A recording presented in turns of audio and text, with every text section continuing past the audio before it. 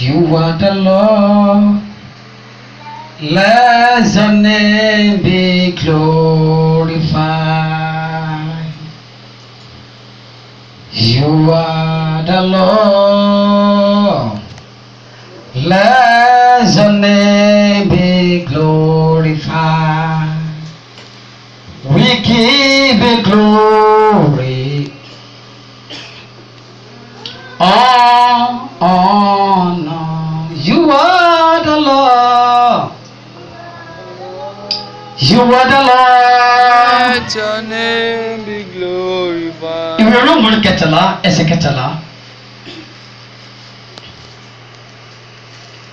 Ó ní jẹ́ kí a máa rìnrìn òtítọ́ bí ní ọ̀sán kì í ṣe ní ìrèdè òru àti ní ìmọ̀típara kì í sì ṣe ní ìwérí àti wọ̀bìà kì í ṣe ní ìjà àti ìlara ṣùgbọ́n ẹgbẹ́ Jésù Kristi Olúwa wọ̀ kí ẹ sì máa sì pèsè fún ara láti mú ìfẹ́ kó fẹ́rẹ̀ ṣẹ. Tẹ́ bá wo verse 13 yẹn ó ní ká máa rìn bí òtítọ́. So ẹnikẹ́ni tó fẹ́ bá Ọlọ́run rìn ó ní láti rìn ní òtítọ́. Praise the Lord. Hallelujah. Mo mọ àwọn ọ̀pọ̀lọpọ̀ kìrìsìtẹ́nì èyí tí wọ́n rìn pẹ̀lú àgàbẹ̀gẹ̀bẹ̀ irú àwọn yẹn bẹ́ẹ̀ ìgbésí ayé wọn kì í nítumọ̀. Amen.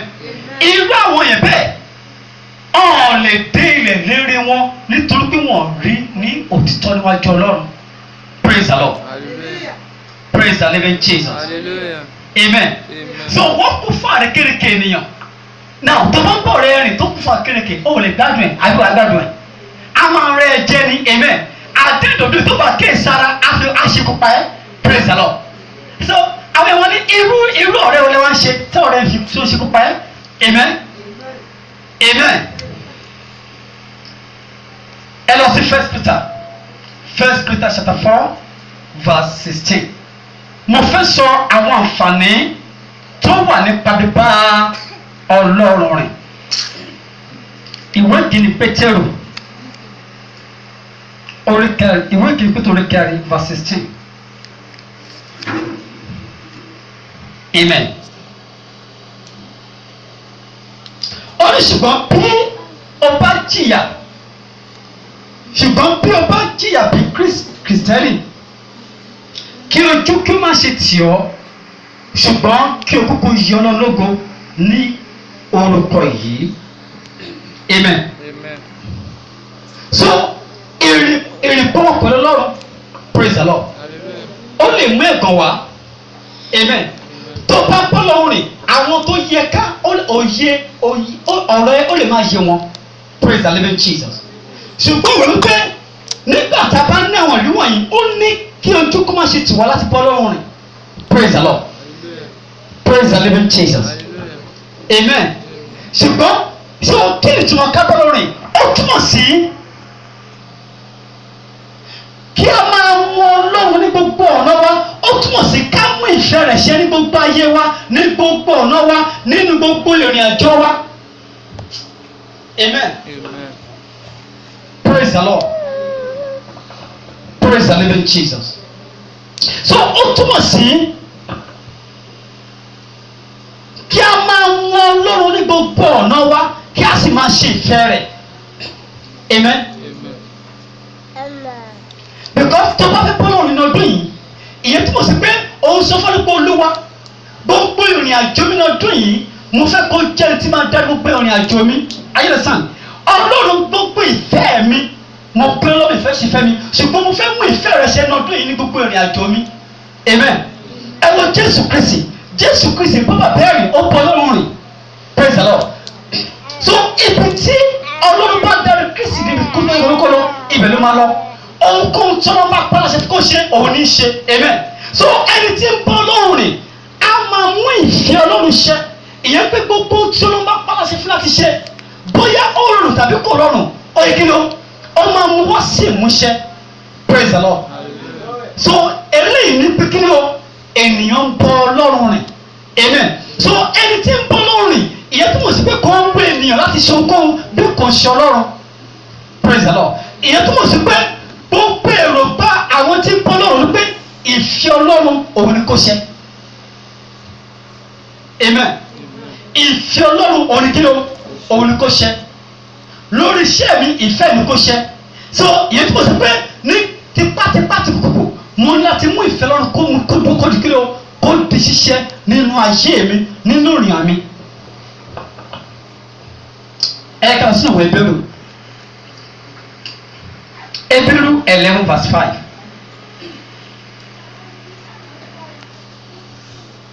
Ìwé Hébérù orí kọkànlá.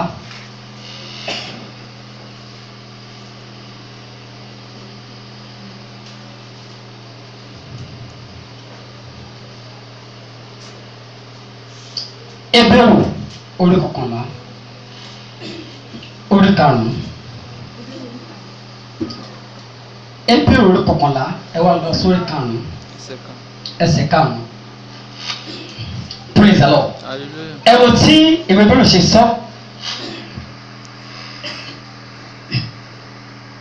Nípa ìgbàgbọ́ ni a ṣí Énọ́kù ní ipò padà kí ó má ṣe rí ikú, a kò sì rí nítorí tí Ọlọ́run ṣí nípò padà.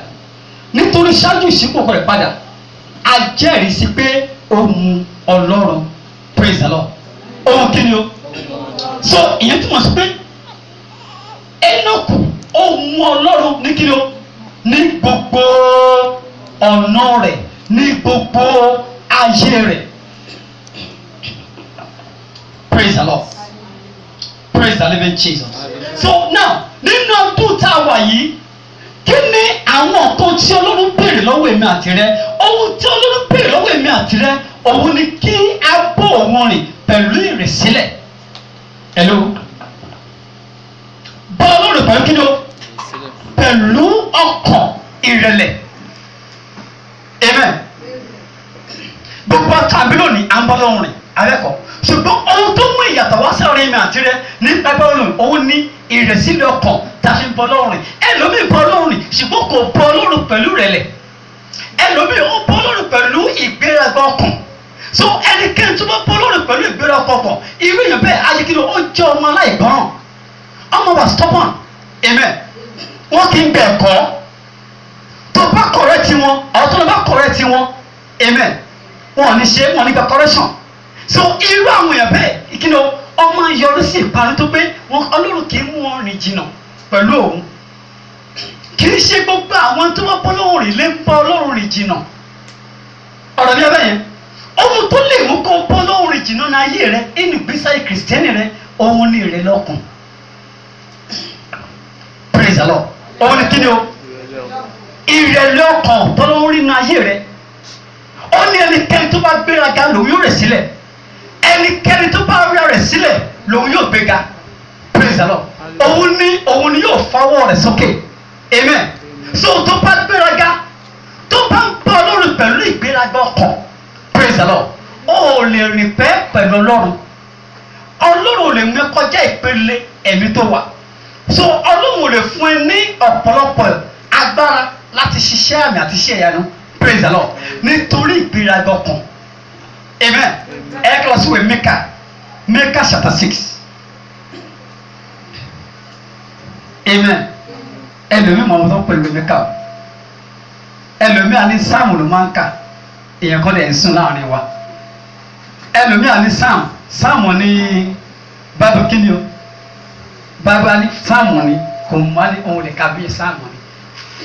Praise the Lord. Ìwé Mẹ́kà. Àárín after Jonah.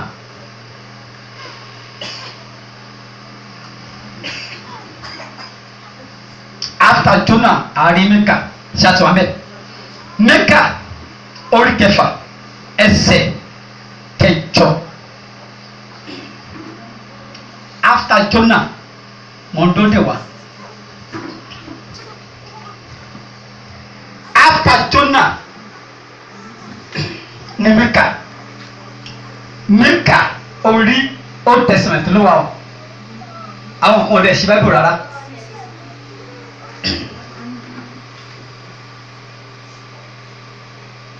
Mecca ṣáàtì wọn bẹ̀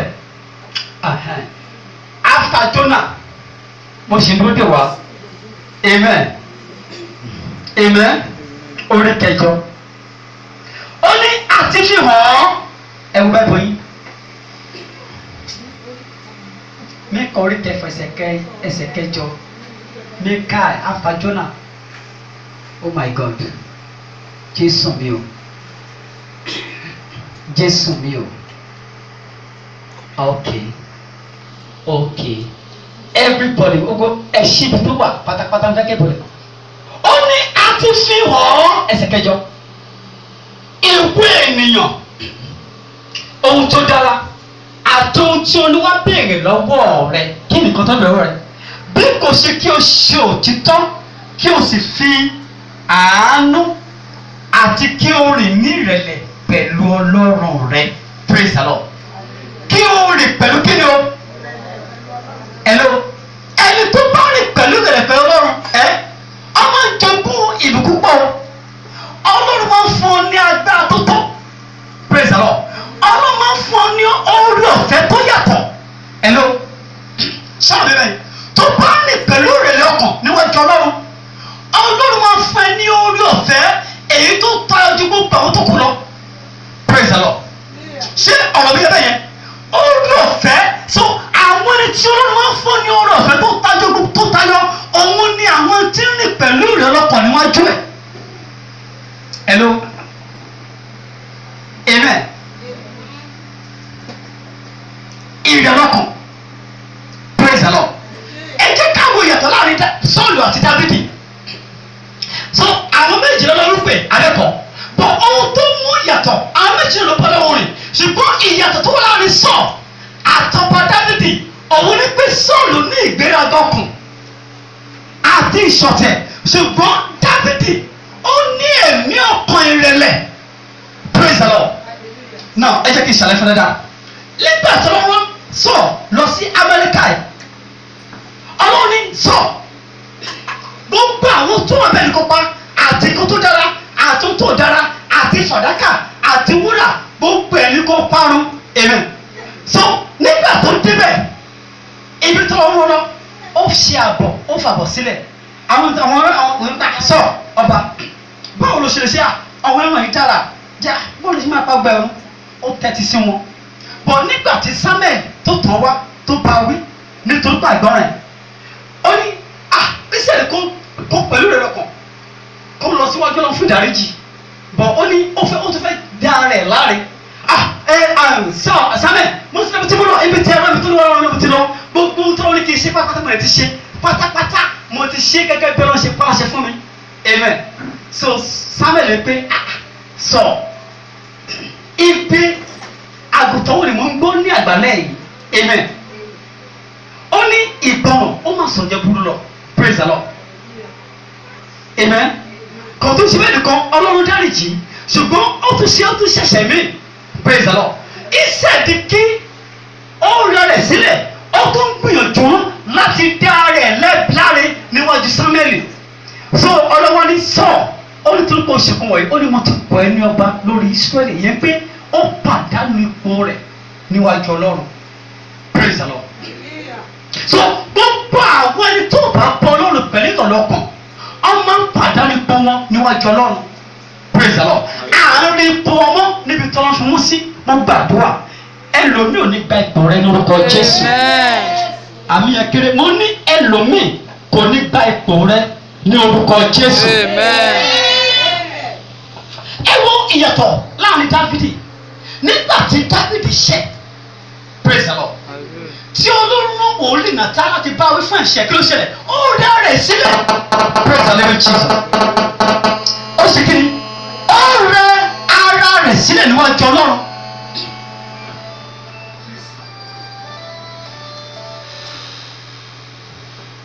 ó rẹ ara rẹ̀ sílẹ̀ níwájú Ọlọ́run amen ó ní Nátánì mo ti ṣẹ̀ mo ti ṣẹ̀ Olúwa dáríjì mi ó tọ́ fún dáríjì lótìtọ́ Ọlọ́run dáríjì Nátánì Ọlọ́run dáríjì Dáfídì ṣùgbọ́n ó jìyà fún ẹ̀ṣẹ̀ tó ṣí ló tó dá níwájú Ọlọ́run ṣùgbọ́n Dáfídì ní ẹ̀mí rẹ̀ sílẹ̀ níwájú Ọlọ́run praise the Lord amen hello ẹ jẹ́ kí n fẹ́ náà àṣírí ìyàtọ̀ tó wà láàrin ìránṣẹ́ Ọlọ́run nìyẹn o amen hello ìyàtọ̀ tó bá rọ̀ wọ́n ránṣẹ́ Ọlọ́run tí àwọn ìránṣẹ́ Ọlọ́run tó bá tán dúró débì ìyàtọ̀ wà láàrin wa praise the Lord ohun kan tó mú ìyàtọ̀ wà láàrin wọn òun ni kí ni òun ní ọkàn ìrẹ̀lẹ̀ èyí tó fi ń bọ Ọlọ́run rìn nínú iṣẹ́ ìránṣẹ́ wọn nínú ayé wọn praise the Lord praise the living Jesus amen ọ̀pọ̀lọpọ̀ yín ẹ ò dá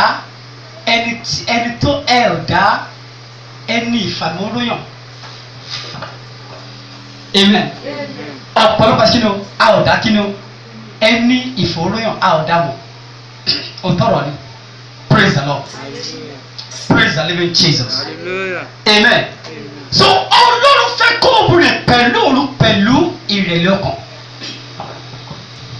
hello tó bá ní ìrẹ̀lẹ̀ ọkàn níwájú Ọlọ́run tí Ọlọ́run bá darí wá síbẹ̀ pé kó wọ́n kọ́ máa sùn bẹ̀ òun lè sí bí amen so then wàá pàdánù ipò rẹ àwọn nǹkan tó lọ́ fẹ́ ṣe fún ẹ nínú ìjọ yìí wàá pàdánù ẹ praise the Lord praise the living Jesus mo rántí arábìnrin kan tó worship bíi wọ́n ní pastor onígbà tí mo ní báwo ni ṣe máa worship ní ṣọ́ọ̀ṣì tó nílùú kò ní kankan lóòótọ́ agbára bẹ́ẹ̀ wọ kò ní kankan báyìí ó ní báyìí ó káwọn ṣọ́ọ̀ṣì kan bíi tí ìlú tó lù wá bẹ́ẹ̀ tí gbogbo ẹ̀ ti ń dán kò bá pàdánù ìwòsàn yìí kò bá pàdánù sílẹ̀ tó ẹ kó kí ni o kò ó ṣàìgbọràn praise the Lord praise the living Jesus amen don't worry ìlú tá a lé yẹn a máa ní amen má wọlé ṣé máa jó ní ẹjọ́ àsán yín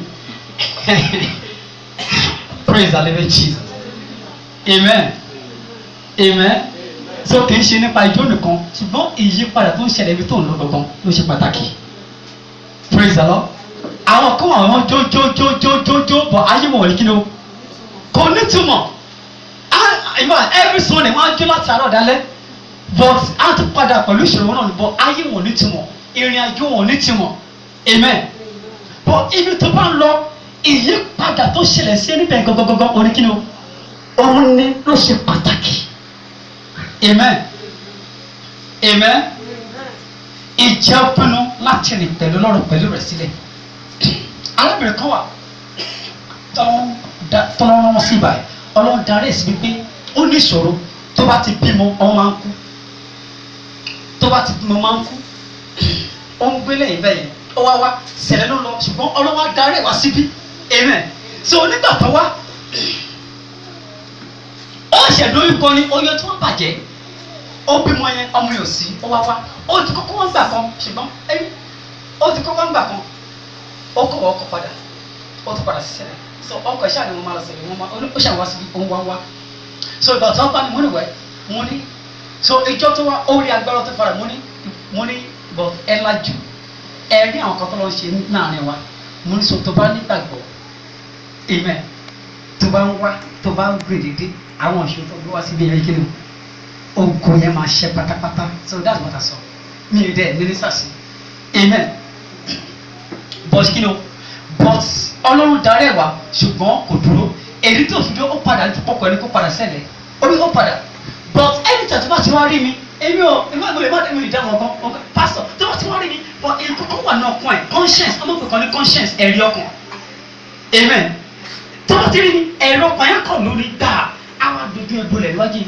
bọ́ tó bá dojú ẹgbólẹ̀ bọ̀ mọ́ gbà èmi àti òní kó rẹ̀ kò sí jáde máa tẹ̀ kí ló ń fa tó fi bẹ́ẹ̀ pé ṣẹ̀mọ̀ tí ì bá jà bóyá tá a ní nǹkan síra wa tí bá díwájú ẹ ẹ̀rọ kan lè jẹ́ kó má ṣe bó máa bọ̀ lẹ́tà wọn pé dájúdájú Ọlọ́run fẹ́ jẹ́ kó wà ń bí amen ṣùgbọ́n ẹ̀rọ ẹ̀mọ́ ń jẹ lẹ́rìí ọkàn praise the Lord so irú àwọn ẹ̀ bẹ́ẹ̀ àwọn èèyàn kó wọ́n tẹ́ pé ọ̀pọ̀lọpọ̀ àwọn èèyàn ló wà bẹ́ẹ̀ ṣùgbọ́n tí wọ́n pàdánù ipò wọn níbi tọ́lọ́ fún wọn sí so ìyẹn tí mo sì fi sọ́kọ́ lọ sípò mi amen ayé wọn lè túmọ̀ wípé lóòótọ́ ìyẹn lè máa ṣe níbi tọ́lọ́ ṣùgbọ́n kò ní kọ̀ wọ́n nítorí pé wọ́n sí ní ipò tí Ọlọ́run fẹ́ kó wà láti bá ìyá láti jẹ́ kí Ọlọ́run kó ṣe ìyanu ayé wọn ẹ̀ló ìjọba pọ́lọ́ wà ní gbogbo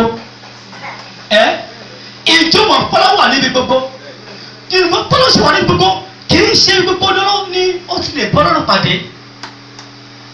Hello, mo fẹ́ kó mọ̀ yẹn Ọlọ́run wà níbi gbogbo ṣùgbọ́n kì í ṣe gbogbo ní ó ti lè bá Ọlọ́run pàdé. Praise the Lord. Ẹ jẹ́ ká lọ sí ìwé Genesis. Ẹnìkan wà tá a mọ̀ sí hello màá sọ mi ní kóòtù. Ẹnìkan wà tá a mọ̀ sí Isaki no Jacob. Nígbà tí Jacob ń bọ̀ látọ̀dọ̀ Níbálì tó lọ sí Níbálì nígbà tó dé Bẹ́tẹ̀ ó ní ó sì mú òkúta kan ó sì pẹpẹ ó gbàdúrà ó ní Olúwa tó o bá mú mi rìnrìn àjò mi tó bá mú ìrìn àjò mi ṣe rere amen ó ní gbogbo ìdámẹ́wàá máa fi fún ẹ ó ní tó bá dẹ̀ mú mi tó bùkún fún mi ó ní Olúwa èmi á tó wá sí ẹ níbi pè é nígbà tó lọ sọ́dọ̀ Bílíbánì tí Ọlọ́run bùkún fún ọlọ́wọ́ níyà ọlọ́wọ́ sọ fún Jacob ó ní Jacob ó yá kúrò ní ilé Nábálì amen ó ní lọ sí ibi tí o ti gbàdúrà fún mi tó ti fọkàn lélẹ̀ ní Bẹ́tẹ́lì praise the Lord ó ní níbẹ̀ ni èmi ò ti bá ọ pàdé praise the Lord so ó wá sọ fún àwọn èèyàn pé ó yẹ gbogbo ẹ̀rìn kìí gbogbo àjèjì òrìṣà ẹ̀kúkú mbẹ ọwọ́ ọ̀dà tó dé Bẹ́tẹ́lì nígbà tó dé Bẹ́tẹ́lì ní Bẹ́tẹ́lì òun ni Jákọ́bù ti rí ìran ọ̀run amen nígbà tó rí àwọn áńgẹ́lì tí wọ́n rìn tó ń sọ̀kalẹ̀ tó ń lọ sókè tó ń sọ̀kalẹ̀ amen so ní Bẹ́tẹ́lì òun ni Ọlọ́run ló ti pàdé áńgẹ́lì tó ṣèǹdí orúkọ ẹ̀sìn Ísírẹ́lì praise the Lord praise the living Jesus lótìtọ́ Ọlọ́run wà ní gbogbo nítorí pé ọ̀rọ̀ rẹ̀ kò lè parọ́ ó ní ó wà ní gbogbo láti máa wo ire àti ibi táwọn ènìyàn ń ṣe lórí ilẹ̀ ayé praise the Lord ṣùgbọ́n kì í ṣe gbogbo òun ni ó ti lè bọ́ Ọlọ́run pàdé àwọn obìnrin wà tí Ọlọ́run fìdí ẹ kalẹ̀ sí láti bẹ́ẹ̀ pàdé láti tún ayé rẹ ṣe láti ṣìyẹnu ayé rẹ so tó o bá ní ẹ̀mí rẹ kàn sílẹ̀ so ó lè fi ibi tí wọ́n fi ẹ́ sí kó fi sílẹ̀ amen so tó bá fi sílẹ̀ ìyẹn túmọ̀ sí pé wàá pàdánù ipò rẹ àtàwọn ìyanu èyí tí Ọlọ́run èyí tó fẹ́ ṣe inú ayé rẹ praise the Lord.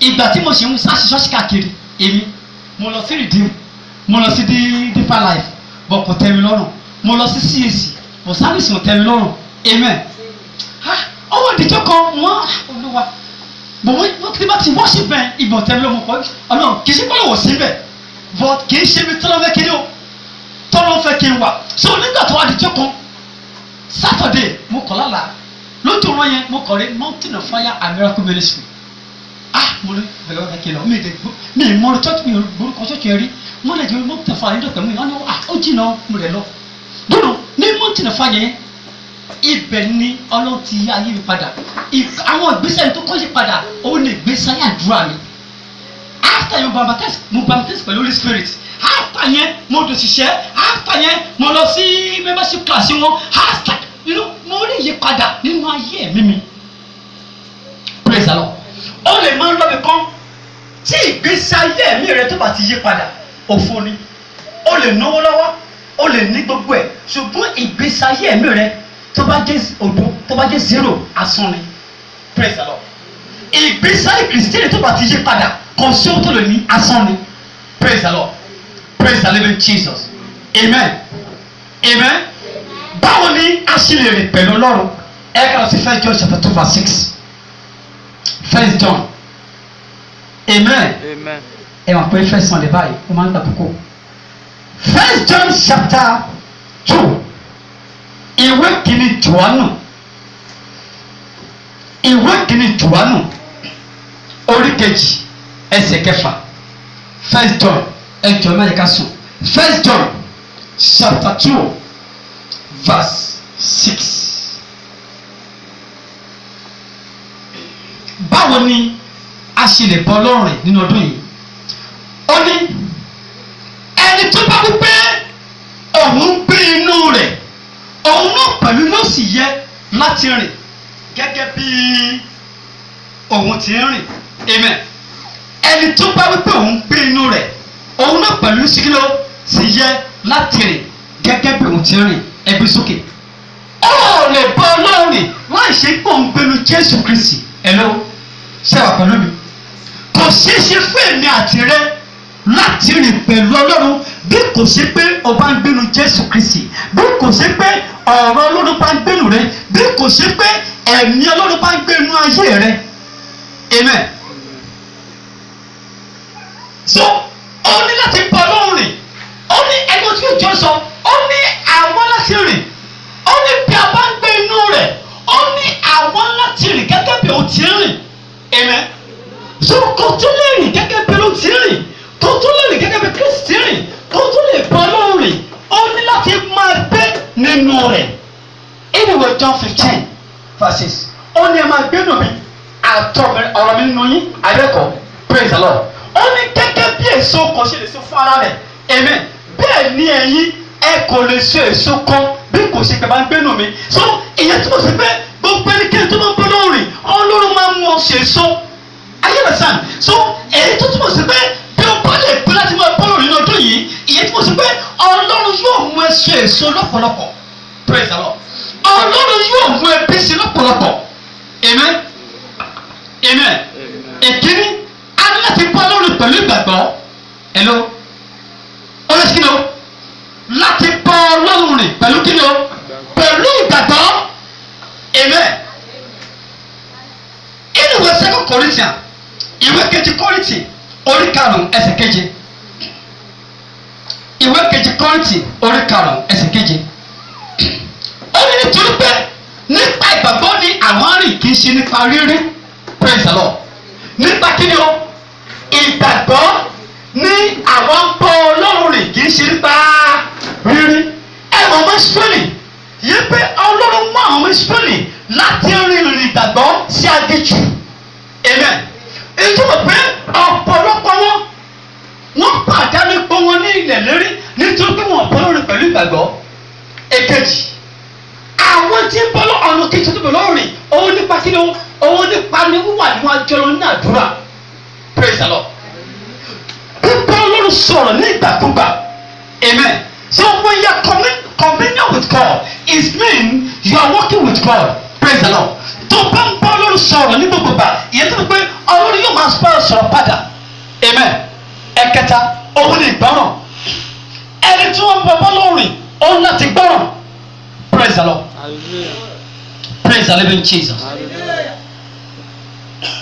Tí o bá fẹ́ rìn, tó o bá fẹ́ kọ́ kó mú ẹrìn jìnnà pẹ̀lú òun, ẹ̀ló, o ní láti kí ni o? Láti gbọ́ràn. O ní láti kí ni o? Ẹ̀wọ̀ Ábúráhámù. Ìgbọ́ràn Ábúráhámù ni o. Ọlọ́run sọ fún Ábúráhámù, ó ní rìn níwájú mi kí o sì kí ni o? Kí o sì pé. Amen. Ẹni tó máa bọ́ lọ́rùn ó ń láti rìn ní pípé níwájú Ọlọ́run. Praise the Lord. So èyí tó túmọ̀ sí pé tọ́lọ́ bá sọ fún ẹ bóyá empty pocket ẹ fóun ìgbọ́ràn. Ayélujára tọ́lọ́ bá ní kò sí wàhálà ó yá lọ sí báyìí ó lọ síbẹ̀. Amen. Tọ́lọ́ bá ní ó yá lọ bẹ̀ yẹn kò dẹ̀ sówó lọ́wọ́ ẹ ó lọ síbẹ̀. Amen. Mo ṣa ìgbọ́ràn kan ní December ó dùn mí gan. Mi ì dẹ̀ mo dẹ̀ you know sometime mo wà nílé àtọ́ mọ́mí náà tí mo ní mo ríyàn kan pé máa tó wà lẹ́gbẹ́ ẹ̀kan sick tí mo fi pray fún mi tí mo fi ṣàlẹ́ fún yín mi mọ máa ẹ̀rí òun ló kọ́lé fat wọlé ìbọn mi mọ́ rí mi mọ́ rí máa pọ̀ níbẹ̀ but one day mo ń pè lóru nínú ẹ̀mí àdẹ̀mú mo rí pé mo wọlé máa yẹn praise the Lord fọwọ́ bóyá ó ń ṣe ó sick ọṣẹ ìsàn wọ́n ní pé ẹjọ́ Ọlọ́run kí wọ́n pray fún máa yẹn ó wá jáde bọ́ mi ì rírí but Ọlọ́run ṣáà mo á rí sẹ́yìn pé mo fẹ́ mo wá lọ́wọ́ ní kí lọ pray fún ọjọ́ mẹ́ta but mo sọ mo ní báyìí àbí mo rí ara mi ilé kejì ṣe rántí amen mo ní bọ̀ máa mi ilẹ̀ dífẹ̀rẹ̀ fàtì bọ́ mi lọ mo ṣe mi ò mọ kọ ìbílẹ̀ mi lọ ìyẹn ní ìfẹ́ bá mi lọ so later mo fẹ́ lọ pọ́ ibẹ̀ so mo rí mọ́ yẹn exactly mo ṣe mi rírí mo rí inú compound yẹn mo àti mo ṣe lọ ẹni tí wọ́n ní kókó náà ó ní kí wọ́n gbé lálòdì sí kíkan ó wà conscious yìí o ha mo kọ́ níbi Jésù mi ò mo ṣàìgbọ́ràn praise the Lord mi ò mọ tó wọ́n fẹ́ lò mí fún then àpáti yẹn gbígbàdúrà fún mi mọ tí ọlọ́ṣẹ́ ló mọ̀ yẹn fún mi àṣírí bẹ̀ nìyẹn o praise the Lord mo pàdánù kan yẹn number one ìyẹn pé nígbà tó bá gbọ́ràn sí Ọlọ́run lẹ́nu àìgbọ́ràn rẹ ò mọ tí Ọlọ́run fẹ́ fi ṣe kí ló tó fẹ́ fi bùkún fún ayé rẹ ò mọ tí Ọlọ́run fẹ́ fi ṣe fún ayé rẹ ọ̀pọ̀lọpọ̀ àwọn ọmọ Ọlọ́run ló ti sọ ìbùkún Ọlọ́run nípa ìgbọ́ràn.